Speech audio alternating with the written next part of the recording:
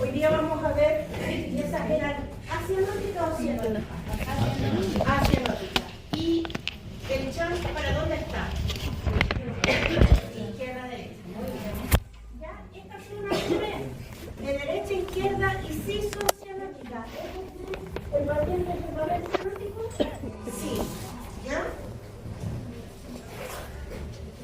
Entonces, esta es la circulación normal, que ya lo vieron en la clase anterior, cómo debería funcionar el corazón y funciona en paralelo, en serie.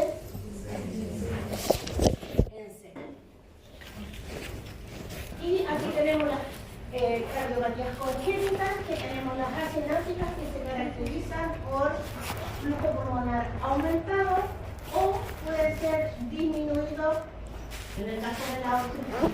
¿Ya? En el de las cianóticas son igual. Tenemos flujo pulmonar aumentado, que es la transposición de las grandes arterias, porque se dan vuelta, como su palabra lo dice, es fácil.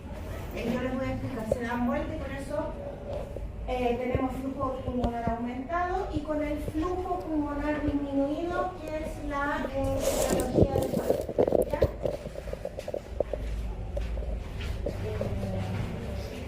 Ay, es que ahora salió el S9F y está más barato, bueno.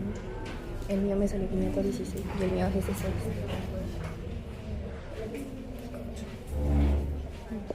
Un PDF está a 300 y este es de 128. Igual le puedes poner tarjeta de memoria en algún lado.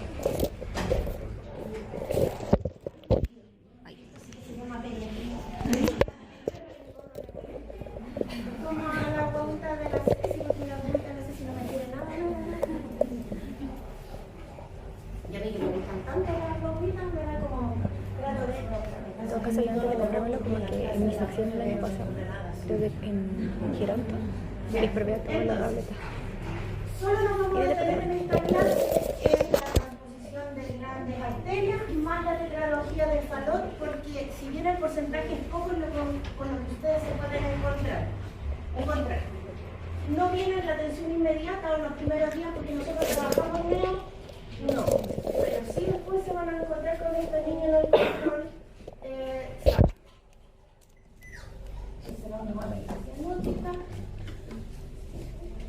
Y en el fondo, este cortocircuito de derecha a izquierda, ¿por qué se produce? Porque se mezcla la sangre entre la venosa y la arterial en las cavidades cardíacas y también por una obstrucción del flujo que se dirige a los pulmones.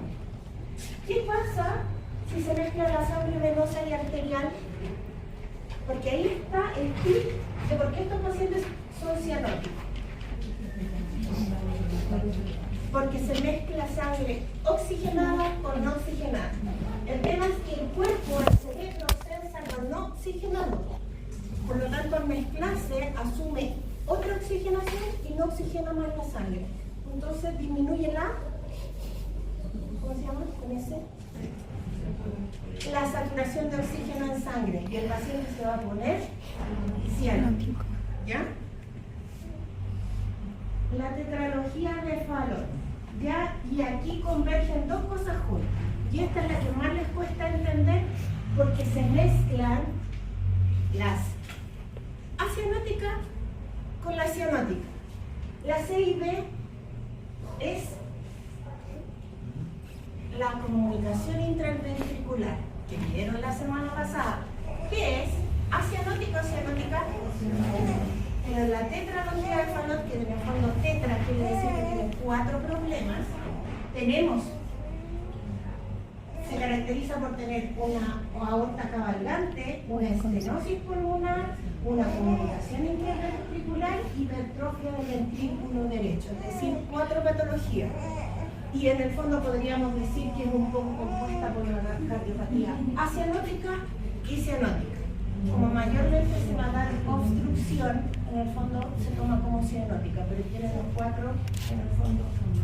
Y se produce la obstrucción del flujo de salida hacia el ventrículo derecho, y esta es la más frecuente.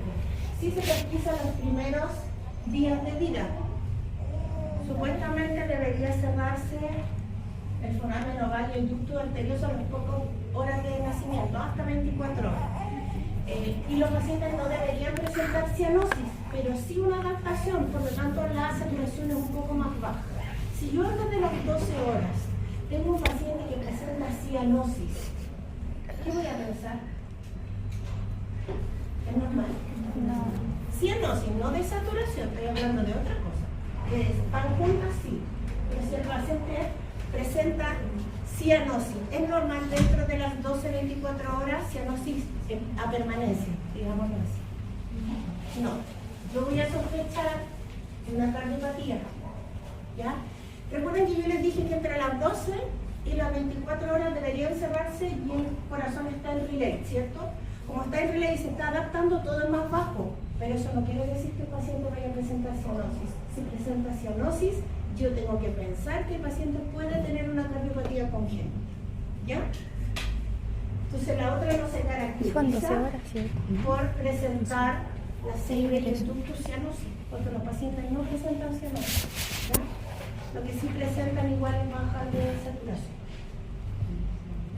En consecuencia, la sangre que se bombea hacia el cuerpo tiene menos oxígeno, porque donde se mezcla la sangre venosa con la arterial, ¿cuál es la que está oxigenada? La arterial.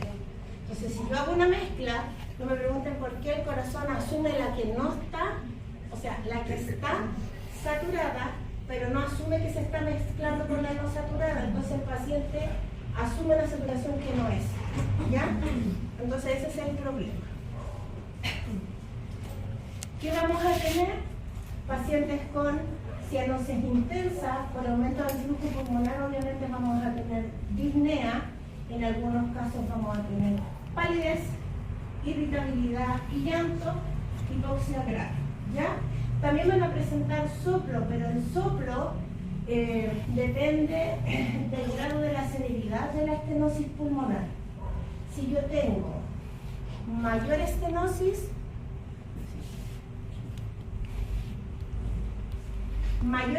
va a ser menos el soplo, porque va a haber menos resistencia. Entonces si yo hago la auscultación se va a escuchar un soplo, pero un soplo leve, porque en el fondo no hay tanta estenosis y todavía pasa en el fondo algo. Pero si yo tengo una estenosis pulmonar muy restrictiva, va a haber mayor presión para el flujo, por lo tanto si yo oculto se va a escuchar más o menos. Menos. Piensen en un embudo. Si el embudo, la manguera. Si yo la manguera no tiene obstrucción y yo soplo, ¿sale el agua? Sí, y si queda resto de aire yo voy a escuchar que pasa el aire, ¿cierto? Ahora, si yo tengo una manguera que está obstruida y yo soplo, voy a sentir el soplo, o sea, el aire que yo voy a introducir, y si se escucha va a ser muy leve, porque hay mayor obstrucción. Entonces, cuando hay mayor estenosis pulmonar, el soplo es más pequeño. Cuando la estenosis no es tan marcada, se va a escuchar más, y eso quiere decir que es menos grave. Porque piensan en la manguera al tiro. Si está presionada, eso quiere decir que el aumento del flujo, ¿qué puede hacer? Si yo tengo la manguera mucho rato con un nudo y tengo agua, ¿qué va a pasar? En el peor de los casos se va a romper, en el mejor de los casos se va a desconectar de donde sale el agua, pero en el corazón del niño, ¿qué va a pasar? Va a ser cortocircuito y no es que vaya a estallar el corazón chiquillo, pero en el fondo va a ser tanta la presión que en su minuto le va a decir no puedo más y va a ser paro, porque no va a poder contraerse.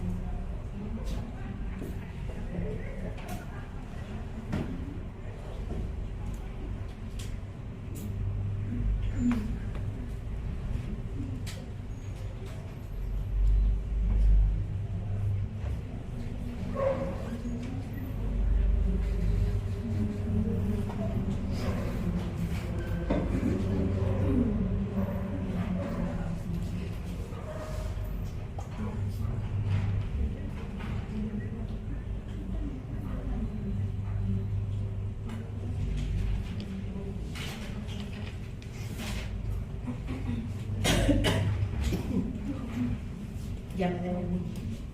¿Cuál es la terapia? La terapia en el fondo del tratamiento tenemos dos opciones: aumentar el flujo sanguíneo pulmonar o en el fondo fondo cirugía, pero la cirugía es principalmente en los niños que tienen durante el primer mes de vida, porque en el fondo no pasa la cianosis, y si la cianosis es intensa significa que hay baja oxigenación, por lo tanto puede haber muerte neuronal.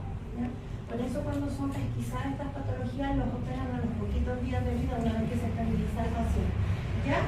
Y en el tratamiento es aumentar el flujo sanguíneo pulmonar. ¿Qué medicamento o qué utilizaban en la CIB que la profesora les explicó? Paracetamol. Ibuprofeno. Las prostaglandinas. Estaba contraindicado.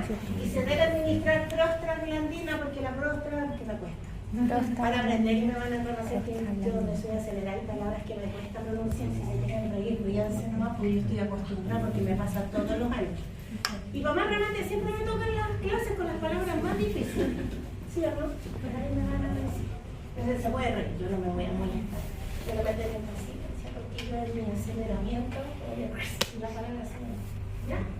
Entonces estas benditas prostaglandinas, que son las uno, las van a dejar en el fondo en infusión para permitir que los vasos se dilaten, porque eso es lo que hace, ¿ya? Porque si yo tengo esta estenosis, en el fondo va a hacer que el lumen disminuya, a disminuir el lumen, el flujo va a disminuir, pero va a aumentar la presión.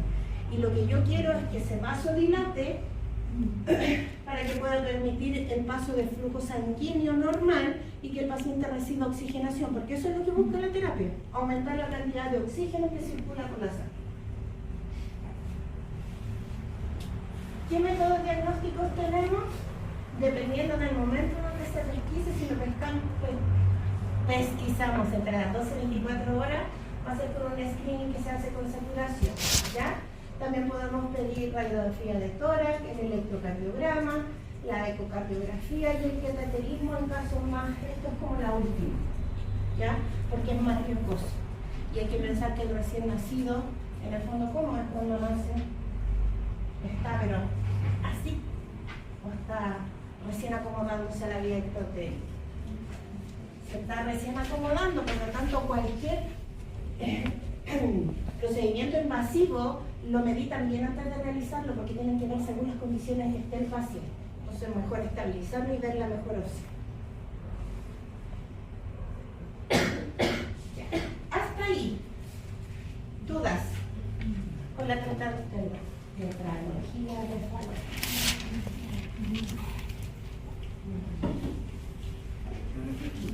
¿Dudas? ¿No?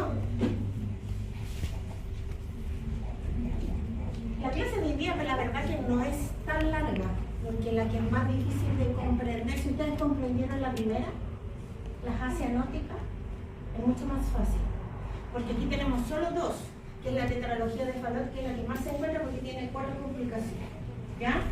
Y aquí nos vamos a centrar después en los cuidados de enfermería. Y la otra que tenemos es la transposición de grandes arterias, que en el fondo el corazón normal, la arteria pulmonar va a ir al ventrículo izquierdo, ¿cierto? Y la aorta nace del ventrículo derecho. ¿Qué es lo que pasa con la transposición? Lo que estaba para el derecho se pasa para el izquierdo. Por lo tanto, igual hay mezcla de flujo sanguíneo, que es lo que está acá. Este es el corazón normal. ¿Se dan cuenta que está por acá, por encima y acá? Y aquí quedan en paralelo, que no es normal, ¿ya? Por lo tanto, ¿esto qué va a producir? Se recibe sangre insaturada de las venas cava. Por lo tanto, si hay sangre menos saturada, ¿qué pasa con el volumen sanguíneo?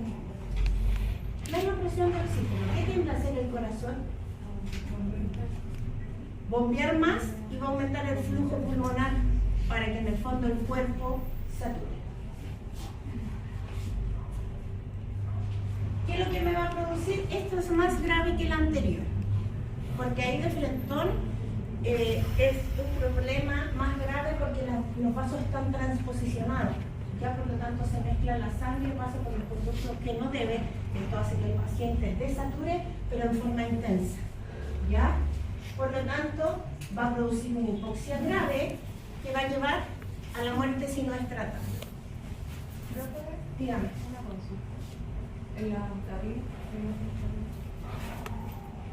La otra.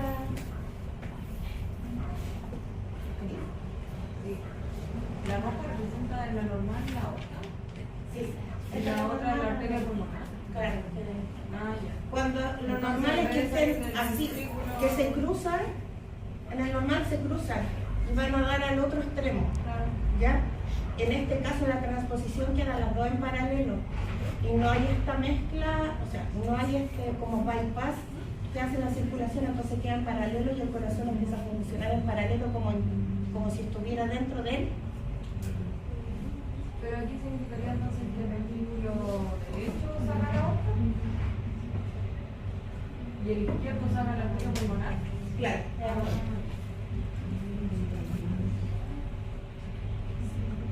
¿Hasta ahí? ¿Sí?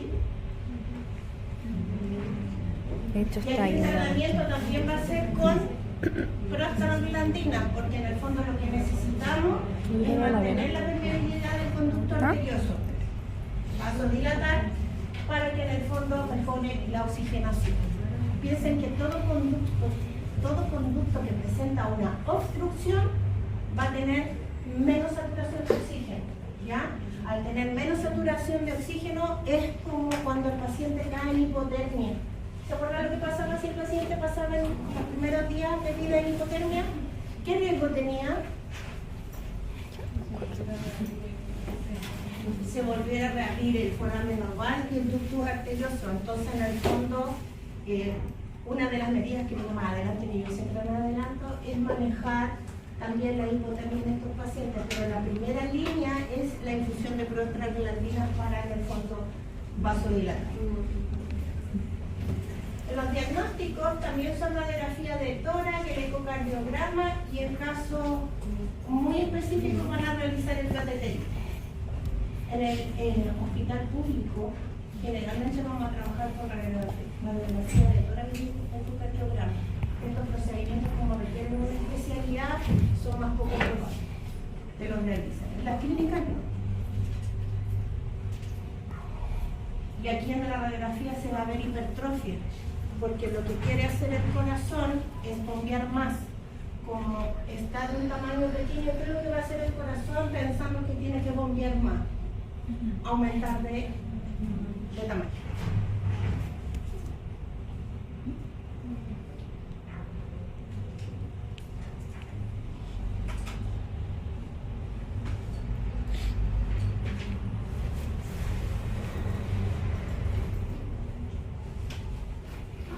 Lo que se me olvidó decir de la tetralogía de Fallot es que tiene al examen físico la uña de los pacientes se ven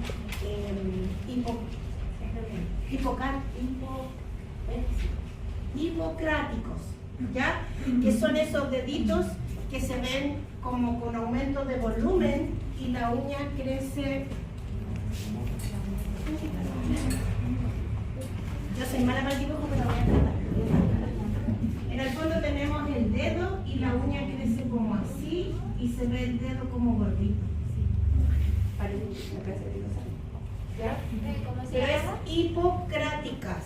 Uñas hipocráticas y esto se produce por la baja oxigenación. Entonces se malforma en el fondo el lecho unguial de las uñitas y son dedos que son como con aumento de volumen, como más cabezones, que no es término coloquial, pero es para que me entiendan. Y la uña en el fondo está como aquí el lecho unguial y se ve como un cerrito y de ahí nace la uña. ¿Ya? Es un baquete.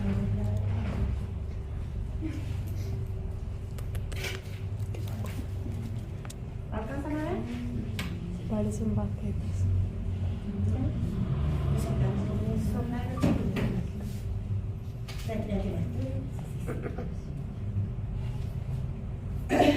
Son como palitos de baquete. Y eso es característico y se da la tetralogía de más que la transposición de grandes vasos. Entonces, ¿qué vamos a valorar nosotros como enfermeros? ¿Ya? Obviamente tenemos que ver la coloración de la piel, la actividad, y buscando en la auscultación vamos a buscar la presencia de soplos. Si yo escucho el soplo muy disminuido, ¿eso es más grave o menos grave? Más grave. Recuerden, menor el soplo, mayor estenosis pulmonar, por lo tanto hay mayor presión y sería más grave. ¿Ya? Tenemos que ver en el fondo la respiración del paciente, ¿ya? Y la hemodinámica. ¿Qué efecto adverso produce la prostaglandina? También lo dijeron en la clase pasada. ¿Cuál? Diga nomás, y aquí en el fondo me sirve claro. Dijo. ¿Ya? ¿Qué pasa con el patrón respiratorio? ¿Hay alguna característica que yo tengo que estar por algo? Dice respiración, dificultad respiratoria, apnea. La prostaglandina es buena para mantener el conducto arterioso abierto, ¿cierto? O la estenosis pulmonar abierta. Pero en el fondo, mientras más tiempo el paciente pase con esa infección, tiene riesgo de apnea. Por lo tanto, nosotros tenemos que estar pendientes de la frecuencia cardíaca, frecuencia respiratoria y de pausa respiratoria, porque es un efecto adverso que se produce. Y otros cuidados de enfermería tenemos que tener: si el paciente está en incubadora, tenemos que ofrecerle un ambiente térmico neutro, por todo lo que dijimos de la hipoglicemia y la hipotermia en la clase anterior. ¿Ya? Obviamente tenemos que tenerlo monitorizado por un equipo multiparámetro. ¿Ya? Y la oximetría del pulso, la verdad que en el recién nacido ya sabemos que va a estar un poco disminuida entre las 12 y 24 horas, pero va a aumentar. Pero ¿qué me tengo que fijar? Que yo digo que es la parte administrativa cuando un paciente está desaturando. ¿Qué tengo que mirar? A un recién nacido, ¿le puedo colocar un saturómetro para un pediátrico de 3 a 4 años? No. Entonces, ¿qué es lo que tengo que prever? Que el oxímetro que yo voy a utilizar sea el adecuado para la edad del paciente.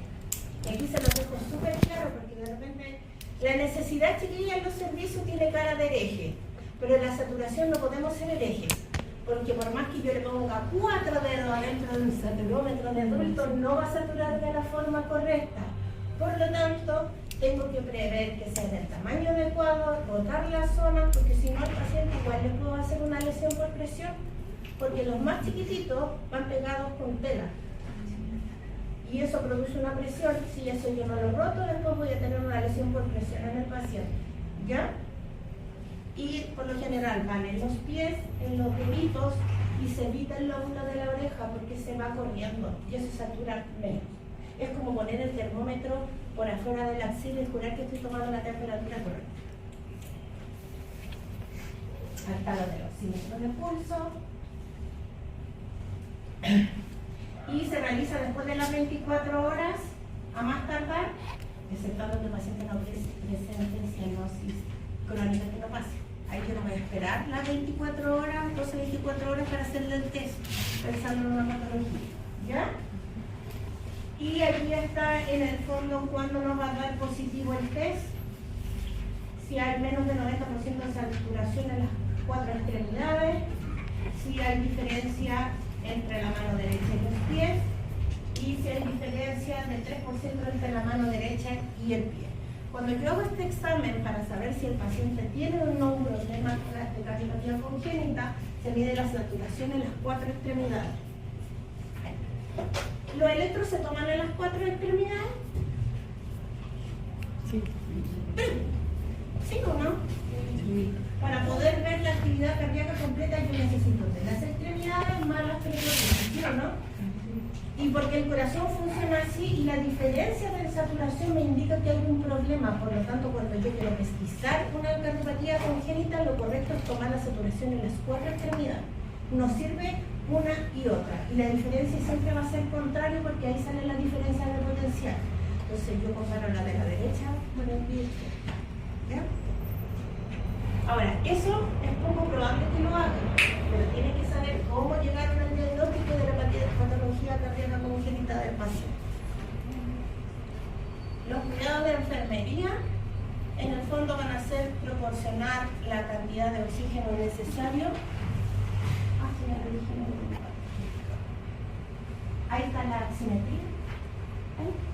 En NEO se van a encontrar con eso, y en servicios más grandes, en el fondo, van a encontrar el saturómetro pediátrico, que es como de esto, no más grande que eso, porque es igual al del adulto, pero el del adulto es de este porte, el otro es así. Para la próxima clase lo espero.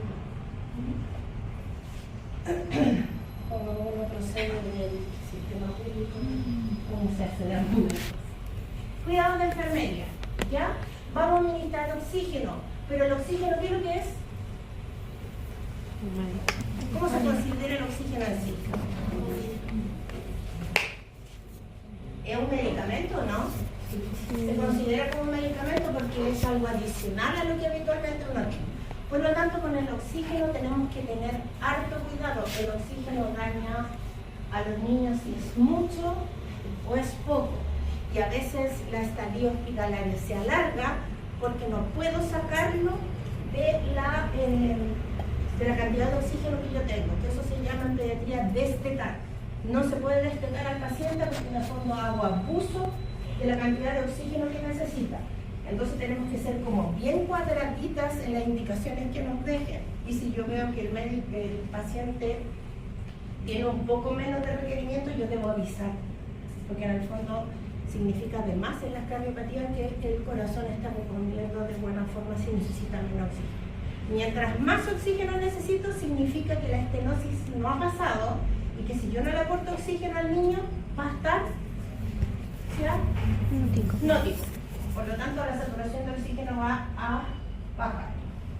Instalación de sonda nasogástrica según indicación médica para la descompresión gástrica. Y porque además en el fondo yo necesito que ese niño se canse comiendo, entonces tengo que evitarlo y por lo tanto va a tener sonda nasogástrica y alimentación parenteral. En el caso de la NEO van a instalar el catéter umbilical, va a tener vías periféricas o percutáneo. ¿Saben la diferencia del percutáneo y el catéter venoso central? ¿No? El catéter venoso central va directo a una vena de grueso calibre que va a acercar al corazón, entonces los catéteres. El catéter percutáneo también va a una línea de grueso calibre, pero lo instalamos a la enfermera en la sala. El catéter venoso central lo instala el médico, ¿ya? Y el catéter percutáneo yo no tuve la oportunidad de instalarlo porque como era de quemado, me capacitaron. Eso significaba que cualquier catéter percutáneo durante el turno, ¿de quién era? Y no me digan que la niña son así en el caso. Y son unos... ¿Alguien ha visto alguna punción lumbar? El trocar es una aguja como más grande, porque el catéter en la vía venosa periférica en el fondo es No algo tengo la así. oportunidad de verlo. Ahí, ¿cierto? Y ahí está el mandril. Eso es. Ustedes hagan un punto de simulación, ¿ya? El percutáneo es ahí. Y aquí viene la vaina, o el mandril. Entonces es más largo, es de más grueso calibre, y eso yo tengo que instalarlo en una vía de grueso calibre y se hace en una sala con técnica estéril. No en pabellón, pero con ropa estéril. ¿Ya? ¿Y cuál es la ventaja del catéter percutáneo? Que dura más días, por ejemplo, en los tratamientos endovenosos para medicamentos, y generalmente se instala en pacientes que tienen mal acceso venoso, para no estar funcionando una y otra vez. ¿El adulto cada cuánto cambia la vía venosa? ¿O norma de hospital, la vía venosa periférica? 72 horas habitualmente. En el paciente pediátrico van a conocer la realidad que la vía venosa no se cambia mientras no presente aumento de temperatura, dolor en la administración o flebitis. Esa vía venosa se cuida hasta el último día. No está normado cambiar. Si ustedes me preguntan a mí, yo haría lo mismo en el adulto, porque si una vía está bien manejada, no tendría por qué tener más índice de infección una que la otra si hay un buen manejo. Pero en el adulto está normado que nos torturan cada 3 días y en el niño, ¿ya? Piensan que por ser adulto uno tiene más tolerancia al dolor que los niños y a veces no es así. Hay adultos que tienen mucho más miedo y mucho más dolor que niños más pequeños. Dígame. Una consulta había dicho que la habían encontrado de previsión, aumento de temperatura y... O dolor en la administración. Que uno, ¿cómo ve dolor en la administración en un bebé? Porque se mueve. Y vuelven a tomar como posición como si les doliera el estómago. Administrar los medicamentos con los 5 correctos principales más los otros 5 correctos adicionales. Vigilar los efectos adversos. Obviamente, tener control de los exámenes que se toman. Quiere decir, si me envían a tomar exámenes, yo tengo que estar pendiente de rescatar los exámenes y que el médico los mire. ¿Ya? No solo pega de nosotros tomarlos, también es pega de nosotros ver que los resultados estén, porque así como nosotros tenemos poco tiempo, los médicos igual. Entonces, uno de los dos tiene que atajar los goles, como digo yo. Por lo tanto, usted tomó un examen y se tiene que asegurar que ese examen esté devuelto en la ficha y asegurarse como Pepe Grillo en la oreja del doctor. Ya están los exámenes, aunque a usted le caiga mal, no importa. Si los exámenes están normales, uno se relaja. Si no están normales, usted como Pepe Grillo ahí, y se quita. Y a uno la miran con cara, ya se voy.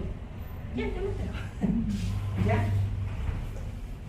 Y el apoyo de imagen.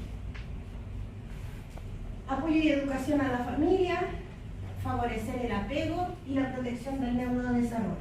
Piensen que aquí tienen que educar a todas las mamás y a los papás. Más que nada yo creo que a la mamá, porque en el fondo la mamá va a sentir culpa. Las patologías cardíacas congénitas no necesariamente son por errores que se produjeron en el fondo durante el embarazo, porque algo no hizo la mamá. Pero las mamás siempre tenemos a culpar los demás, ¿ya?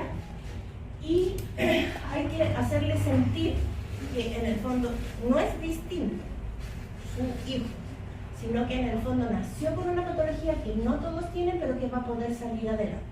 De primera cuesta, sí. Y van a tener una mamá poco reacia. Todas las madres reaccionan de forma distinta. Hay unas que son como la profe de Andrea, que hablan y no dejan que hablen. Hay otras que no van a decir nada. ¿Ya? Por lo tanto, ustedes cuando vayan a atender a este niño, empiecen con la madre primero. Preguntarle, ¿usted cómo está? Y créanme que eso le hace cambiar del cielo a la tierra, porque si venían predispuestas a tratarlos mal chiquillas, eso les hace un clic y el trato es distinto. Y a mí lo que me interesa es que la mamá vaya aprendiendo cosas durante la hospitalización para que en mi proceso de alta la educación que yo tengo que hacer no sea tan grande, porque está comprobado que con 10 minutos tomarán 7 y los otros quedan para el olvido. ¿Ya? Por lo tanto, las cosas importantes yo las voy reforzando a diario. Y al preguntarle todos los días, saberse el nombre, señora María, ¿cómo está usted? ¿Cómo se siente hoy? Y de ahí el resto. ¿Ya? ¿Qué cuidado de enfermería tengo que tener en el fondo por los efectos adversos de las prostaglandinas? ¿Ya? Que en el fondo van a producir por el tratamiento prolongado las apneas, convulsiones, fiebre e hipotensión, porque vasodilatan, ¿ya? Y si esa vasodilatación es mantenida y el recién nacido tiene todo su sistema inmunitario disminuido y todo funciona a medias, en el fondo no va a responder igual, ¿ya? Por lo tanto, ¿qué tenemos que evitar?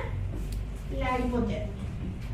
¿Y por qué? Porque si en el fondo tenemos un paciente con ototetralogía de Fallot o con la transposición de grandes vasos y yo someto a este paciente a hipotermia, voy a hacer además que él piense cerebralmente que volvió al útero y va a abrir nuevamente el foramen oval y el ducto arterioso, porque va a aumentar el consumo de oxígeno. Al aumentar el oxígeno, va a decir, necesito más glucosa para que se produzca el oxígeno. Produce más ácido láctico, pero no lo procesa. ¿Y para dónde nos vamos? A la hipoglicemia. Y la hipoglicemia hace que baje la frecuencia respiratoria, la frecuencia cardíaca, y el paciente termina viendo el ducto y el foramen oval. Entonces imagínense una transposición de grandes vasos que además se abran el foramen oval y el ducto. Es un paciente que va a tener pocas probabilidades en el fondo de sobrevivir. Entonces tenemos que centrarnos que si el paciente tiene prostaglandina, tengo que evitar el uso prolongado y la hipotermia. En cardiopatías con insuficiencia cardíaca,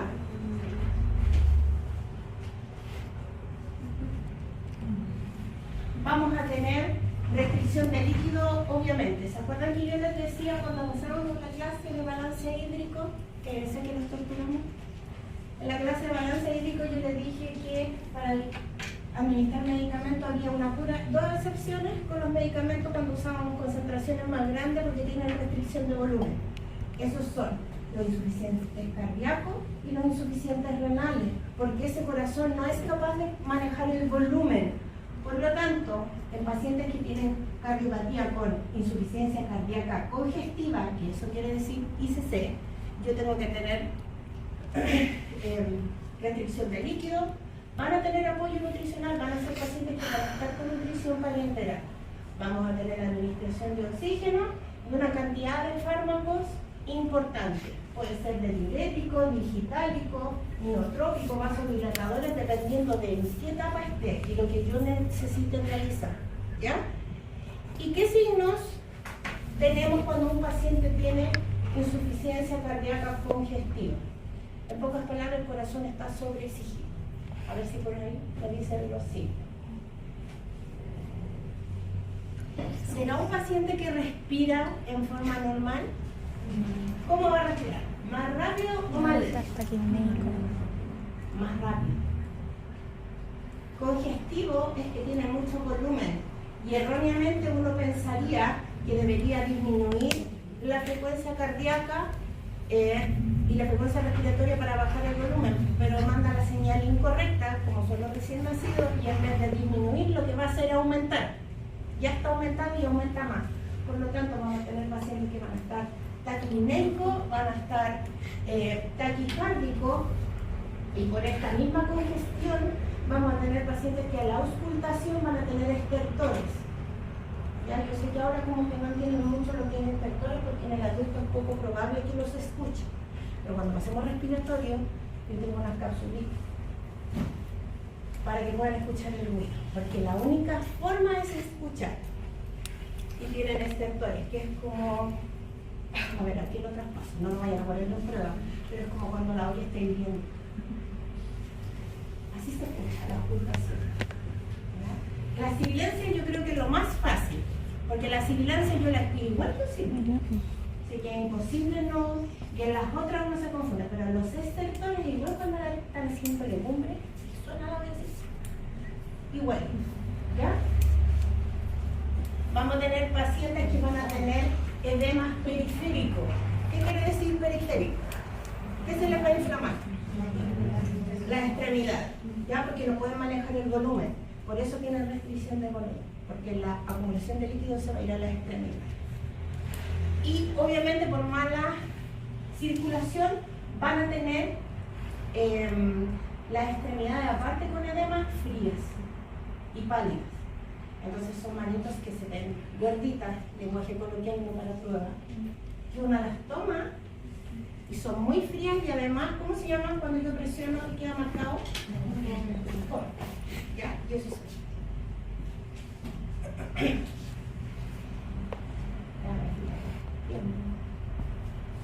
Y aquí están algunos diagnósticos de enfermería, según la NANDA 2023, que podrían tener dependiendo de cómo encuentren al paciente. Yo les dije varias etiquetas, ¿ya? Obviamente yo creo que esta siempre está, en mayor o menor grado, ¿ya? Pero tendríamos disminución del gasto cardíaco, el exceso de volumen de líquidos, ansiedad de la madre y interrupción de la lactancia materna, porque eso se da. No es que el bebé no pueda, sino que no debe. Por lo tanto, no va a seguir con la lactancia materna y va a ser apoyado por su hermana sogástrica. ¿Ya? ¿Dudas? ¿Consultas? Me quedó pegado, por favor. Martín. ¿Qué te ve bien?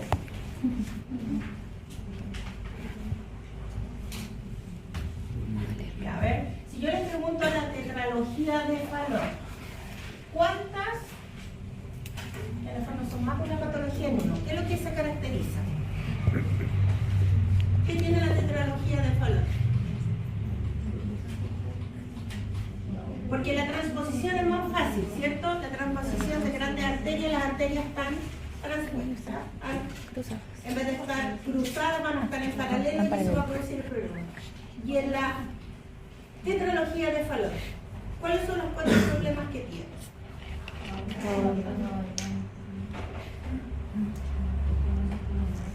¿Ya?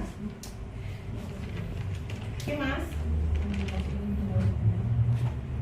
Comunicación interventricular. Hipertrofia. Ahí está. Tienen la tetralogía, tetra de 4, van a tener la aorta cabalgante, la estenosis pulmonar, la comunicación interventricular y la hipertrofia del ventrículo derecho. Por lo tanto, en esta podríamos decir que se mezclan las acianóticas con la cianótica. ¿Cuál es la cianótica de esas 4? La comunicación interventricular. ¿Ya? Y estos pacientes que tienen cardiopatías cianóticas quiere decir que presentan cianosis. ¿Ya? Por lo tanto, ese es un signo es más fácil de pesquisar que las anteriores, que son las acianóticas, porque solo cuando el esfuerzo respiratorio en las anteriores es grave va a presentar cianosis, pero si no, se van acostumbrando a estar con una saturación baja y no pasa nada. Aquí no, aquí el paciente, su corazón no se acostumbra por las intercomunicaciones que tiene y donde mezcla sangre oxigenada y no oxigenada que se produce la cianosis. Y eso, si no se maneja, le va a producir al paciente propio. Cuando es leve, yo puedo esperar hasta el mes de vida y lo van a operar y va a haber una cirugía. Y mientras tanto, la medida paliativa, ¿cuál sería? Como cuidado de enfermería que rebota la indicación médica. ¿Qué tengo que administrar al paciente? Prostaglandina. Oxígeno. ¿Qué más? Prostaglandina. La prostaglandina. Y en la prostaglandina odio la palabra. Igual. ¿Qué tengo que verificar? Porque produce un efecto adverso que yo no quiero, pero que sí se produce por la larga administración. Apnea y aumento de la frecuencia respiratoria Eso. y cardíaca. ¿Ok? ¿Sí? Después la prueba no me digan ni terminado. Terminamos. Fui muy rápido. Dígame. Me muero si salgo la marca la nueva. ¿Quién llegó después para ponerlos presentes?